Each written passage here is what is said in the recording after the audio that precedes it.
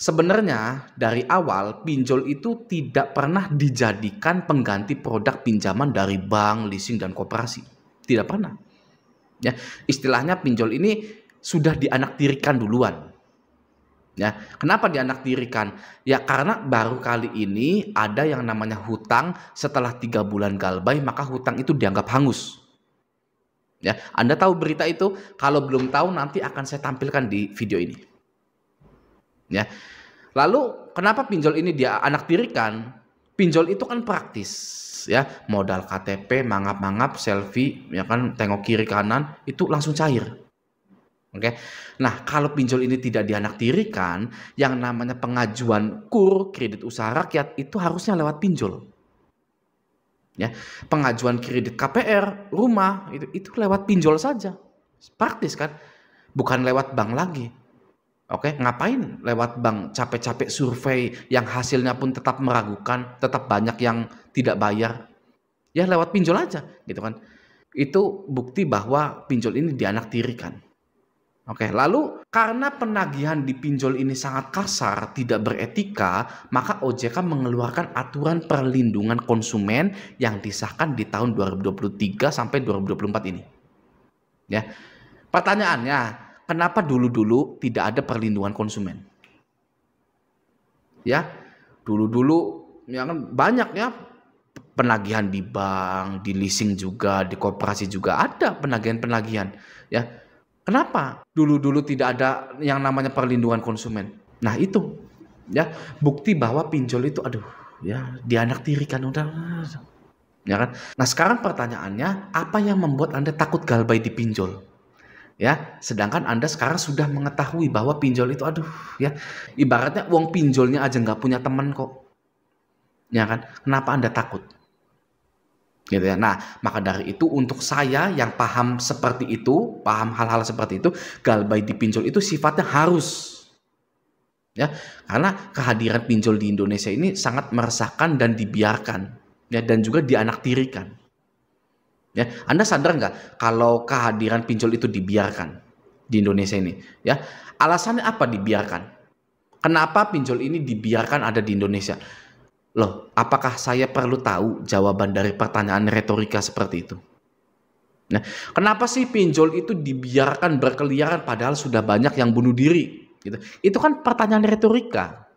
Ya, yang kalau dijawab pun jawabannya itu akan terdengar menyakitkan untuk masyarakat-masyarakat seperti kita ini. Ya, untuk masyarakat Indonesia itu menyakitkan kalau Anda mendengar jawaban kenapa pinjol itu dibiarkan.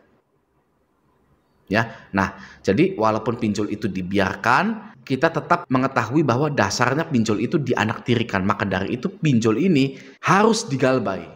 Nah, sekarang saya ingin memberikan beberapa bukti dan aturan bahwa pinjol itu auto lunas. Nah, auto lunas di sini bukan auto tidak ditagih juga.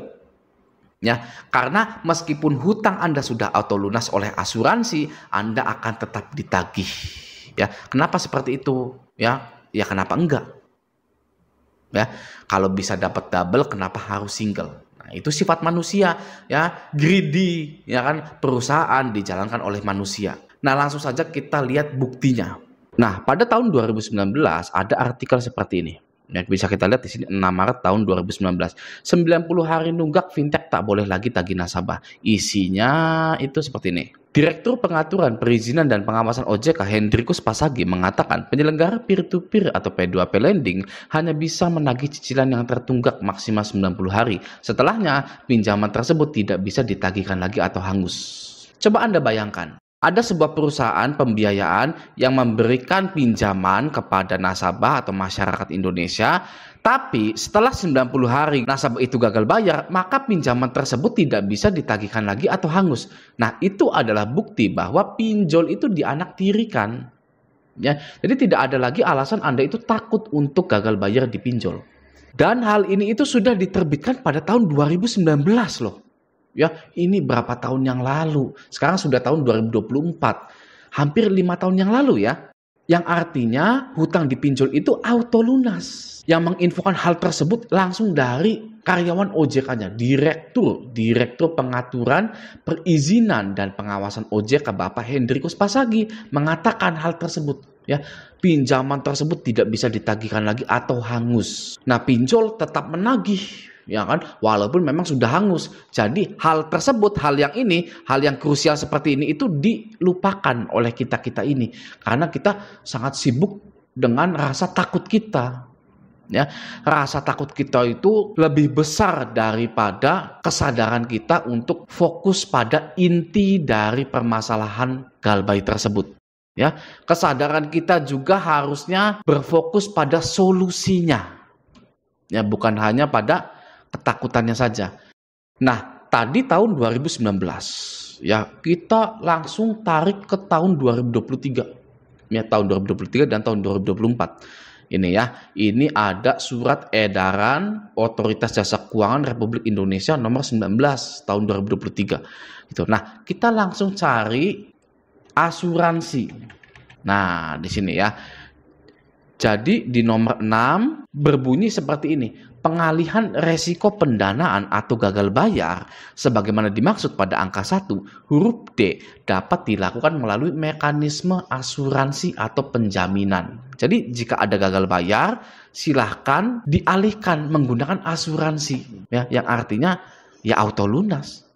Ya, kita nggak usah berpikir yang ribet-ribet lah, ya kan? Di sini sudah jelas pengalihan resiko pendanaan dialihkan. Arti pengalihan resiko pendanaan di sini kan kalau galbay segera dialihkan ke asuransi.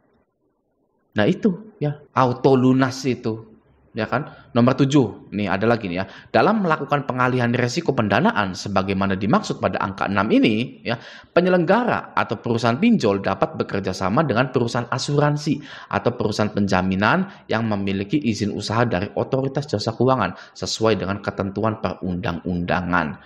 Ya. Jadi mulai hari ini tanggal 16 April tahun 2024 fix pinjol akan mengautolunaskan hutang-hutang Anda. Ya, tidak ada lagi ketakutan-ketakutan yang semu. Sumber utama dari rasa takut Anda itu adalah WA Anda atau HP Anda. Ya, karena Anda masih pakai WA yang Anda daftarkan ke pinjol, maka Anda masih ditagih oleh pinjol itu. Solusinya ganti nomor WA-nya. Di video kali ini kita semua menyadari bahwa rasa takut mengalihkan kita terhadap solusi yang sudah ada. Ya, ini sangat miris sekali. Ya, sangat miris sekali. Ketakutan bisa mengarahkan kita pada hal-hal yang tidak sepatutnya kita lakukan.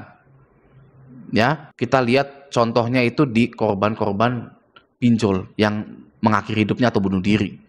Gitu ya. Sebenarnya solusinya sudah ada, tapi karena kita selalu memprioritaskan rasa takut tersebut, bahkan solusinya itu sudah diinfokan oleh otoritas yang berwenang, tidak berlaku di otak kita.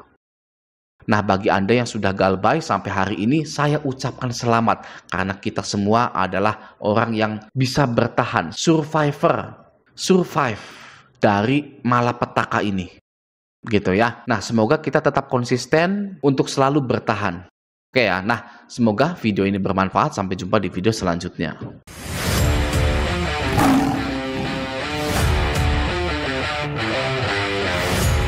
Nah, pada tahun 2019 ada artikel seperti ini. Ya, bisa kita lihat di sini 6 Maret tahun 2019. 90 hari nunggak fintech tak boleh lagi tagih nasabah. Isinya itu seperti ini. Direktur Pengaturan, Perizinan dan Pengawasan OJK Hendrikus Pasagi mengatakan penyelenggara peer-to-peer atau P2P lending hanya bisa menagih cicilan yang tertunggak maksimal 90 hari. Setelahnya, pinjaman tersebut tidak bisa ditagihkan lagi atau hangus. Coba Anda bayangkan, ada sebuah perusahaan pembiayaan yang memberikan pinjaman kepada nasabah atau masyarakat Indonesia, tapi setelah 90 hari nasabah itu gagal bayar, maka pinjaman tersebut tidak bisa ditagihkan lagi atau hangus. Nah, itu adalah bukti bahwa pinjol itu dianaktirikan. Ya, jadi tidak ada lagi alasan Anda itu takut untuk gagal bayar di pinjol. Dan hal ini itu sudah diterbitkan pada tahun 2019 loh. Ya, ini berapa tahun yang lalu? Sekarang sudah tahun 2024. Hampir 5 tahun yang lalu ya. Yang artinya hutang di pinjol itu auto lunas. Yang menginfokan hal tersebut langsung dari karyawan OJK-nya, Direktur Pengaturan, Perizinan dan Pengawasan OJK Bapak Hendrikus Pasagi mengatakan hal tersebut. Ya, pinjaman tersebut tidak bisa ditagihkan lagi atau hangus.